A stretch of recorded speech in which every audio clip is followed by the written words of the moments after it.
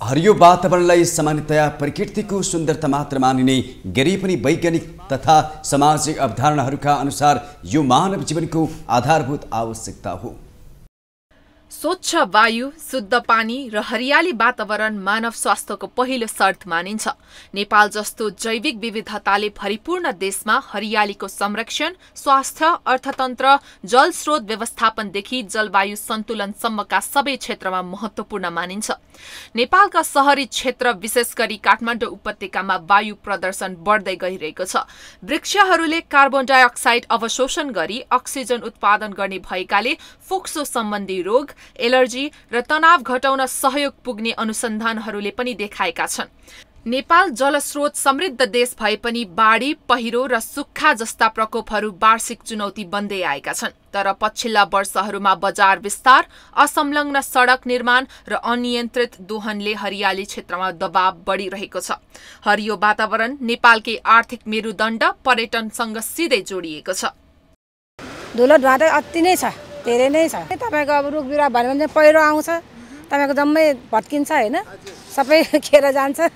गरेको काम त खेर गयो नि। चाहिन्छ, एकदम चाहिन्छ। धेरै अक्सिजनको लागि पनि चाहिन्छ। हरियाली भएपछि आँखाको लागि पनि राम्रो, सबैलाई राम्रो शीतल दिन्छ नि त हैन। हरियालीले रुखहरूले धेरै हामीलाई आराम, छाया खोज्दै आउँछ। हामीहरू घाम भन्दा नि हामीलाई धेरै हावा चाहिएको छ, हरियाली पनि चाहिएको छ। अनि जीवन छ भने हरियाली पनि छ, त्यति बुझौँ।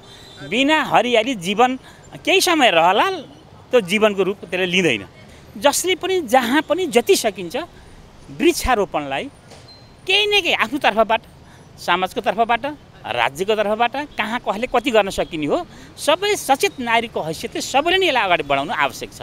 अब यो व्यक्तिले गर्न सक्ने कुरो होइन यो हैन। एकजना व्यक्तिले गर्छु मात्र हुँदैन, किन एकले अर्कोलाई टच गरिराखेको हुन्छ। यो सन्दर्भमा आफ्नो समाज त चाहिन्छ। समाज भनेको सामुदायिक केस हो हैन।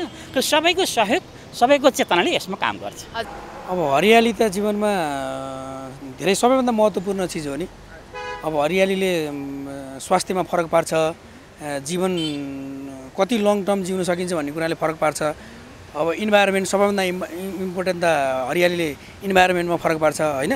यो मान्छेलाई स्वास्थ्य हुनको लागि जति तपाईको चाहिँ हरियाली आवश्यकता छ, अरू कुनै चिजले चाहिँ मान्छे त्यति धेरै स्वास्थ्य हुन महत्त्वपूर्ण छैन। यसरी हरियो वातावरण मानव जीवनको आधार हो। यसले स्वच्छ हावा, शुद्ध पानी, स्वस्थ माटो र सन्तुलित जलवायु प्रदान गर्छ। नेपाल जस्तो प्राकृतिक सम्पदाले भरिपूर्ण देशमा हरियाली संरक्षण केवल प्रकृतिको रक्षा मात्र होइन, मानव स्वास्थ्यसँग प्रत्यक्ष आवश्यक पनि छ। माउन्टेन टेलिभिजनका लागि क्यामेरामा पुरन सुवेदीका साथ कविना बलामी, काठमाडौँ।